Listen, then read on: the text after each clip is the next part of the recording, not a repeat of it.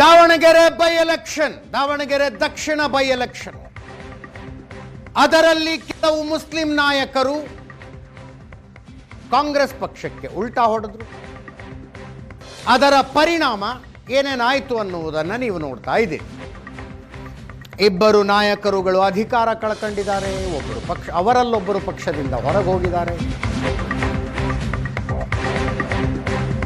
ಉಲೇಮಾಗಳವರು ಪತ್ರಿಕಾಗೋಷ್ಠಿ ಮಾಡಿ ಆಕ್ರೋಶ ಹೊರಗೆ ಹಾಕಿದ್ದಾರೆ.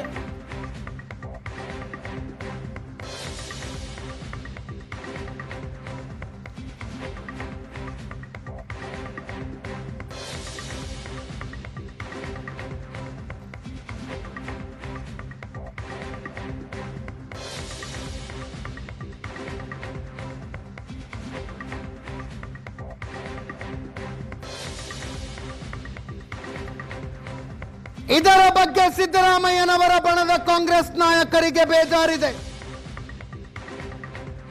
ಹೈಕಮಾಂಡ್ ತೆಗೆದುಕೊಂಡ ತೀರ್ಮಾನಗಳು, ತರಾತುರಿಯಲ್ಲಿ ನಿರ್ಧಾರಗಳನ್ನು ಜಾರಿಗೊಳಿಸಿದ್ದು ಬಹಿರಂಗವಾಗಿ ಅಸಮಾಧಾನ ಹೊರಗಾಕ್ತಾ ಇದ್ದಾರೆ.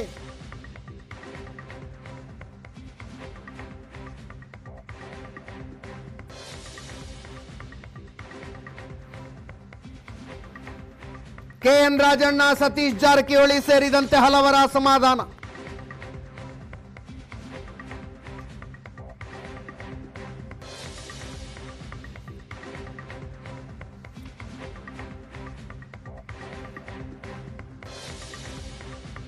ನೆನ್ನೆ KN ರಾಜಣ್ಣ ಅವರು ಮಾತಾಡಿದ್ರು, ಕೇಳಿಸ್ಕೊಳ್ಳಿ.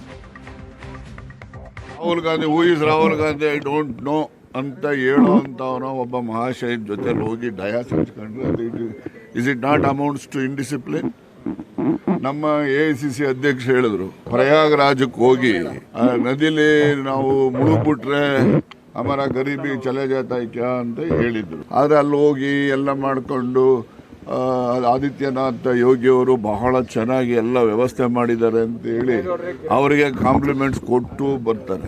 ಯಾರೆಲ್ಲ ಸಿದ್ದರಾಮಯ್ಯನವ್ರ ಪರ ಇದ್ದಾರೆ ಅಂಥವ್ರನ್ನ ಟಾರ್ಗೆಟ್ ಮಾಡ್ತಾ ಇರ್ತಕ್ಕಂಥದ್ದು ಅಂತೇಳಿ ಜನ ಮಾತಾಡ್ತಾ ಇದ್ದಾರೆ. ಪರಸ್ಪರವಾಗಿ ಅವ್ರ ಇಲಾಖೆಯಲ್ಲಿ ಆಗ್ತಕ್ಕಂಥ ಕೆಲಸ ಇರ್ತವೆ, ಇವ್ರ ಇಲಾಖೆಯಲ್ಲಿ ಆಗ್ತಕ್ಕಂಥ ಕೆಲಸಗಳಿರ್ತವೆ. ಅದರಿಂದ ಯಾರೇ ಮಂತ್ರಿಗಳು ಯಾರನ್ನೇ ಭೇಟಿ ಮಾಡಿದ್ರು ಕೂಡ ಅದಕ್ಕೆ ರಾಜಕೀಯ ಅರ್ಥ ಕಲ್ಪಿಸಬಾರದು ಅಂತೇಳಿ ಶಿವಮೊಗ್ಗ ಎಲೆಕ್ಷನ್ ಹೋಗಿ ಅವರು ರಾಘವೇಂದ್ರನಿಗೆ ಮತ ಹಾಕಿ ಅಂತೇಳಿ ಭಾಷಣ ಮಾಡಿಬಿಟ್ರು. ಅವಾಗೇನು ಕ್ರಮನೇ ಆಗಲಿಲ್ಲ. ಪಕ್ಷದಲ್ಲಿ ಶಾಸಕರಾಗಿದ್ದುಕೊಂಡು ಇನ್ನೊಂದು ಪಕ್ಷಕ್ಕೆ ವೋಟ್ ಹಾಕಿ ಅಂತೇಳಿ ಬಹಿರಂಗವಾಗಿ ಹೇಳ್ತಕ್ಕಂಥದ್ದು ಇವೆಲ್ಲವೂ ಕೂಡ ಪಕ್ಷಕ್ಕೆ ಇಂಡಿಸಿಪ್ಲಿನ್ ಇದೆ, ಪಕ್ಷದಲ್ಲಿ ಇರ್ತಕ್ಕಂಥದ್ದನ್ನ ತೋರಿಸುತ್ತೆ. ಯಾರೆಲ್ಲ ಪಕ್ಷಕ್ಕೆ ನಿಷ್ಠೆಯಿಂದ ಇರ್ತಾರೆ, ಪಟ್ಟಭದ್ರರು ಪಕ್ಷದಲ್ಲೂ ಇರ್ತಾರೆ, ಅವ್ರುಗಳೆಲ್ಲ ಈ ತರ ಹುನ್ನಾರಗಳನ್ನೆಲ್ಲ ಮಾಡ್ತಾರೆ. ಅದಕ್ಕೇನು ಮಾಡಕ್ ಆಗೋದಿಲ್ಲ. ನಾವು ನಿರೀಕ್ಷೆ ಮಾಡೋದು ನಮ್ಮ ಮುಖ್ಯಮಂತ್ರಿಗಳಿಂದ ಇಂಥ ಸಂಗತಿಗಳು ಬಂದಾಗ ಅವರು ಗಟ್ಟಿಯಾಗಿ ನಿಲ್ಬೇಕು. ಅವ್ರು ನಿಲ್ತಾ ಇಲ್ಲ. ಅದೊಂದು ನಮಗೆ ಬೇಸರದ ಸಂಗತಿ. ಯೋಚನೆ ಇದೆಯೋ ನನಗೆ ಗೊತ್ತಿಲ್ಲಪ್ಪ. ಬಟ್ ನಾವು ಸಿದ್ದರಾಮಯ್ಯನವರಿಂದ ಈ ರೀತಿಯ ಅಸಹಾಯಕ ಪರಿಸ್ಥಿತಿನ ನಾವು ನಿರೀಕ್ಷೆ ಮಾಡಿರ್ಲಿಲ್ಲ.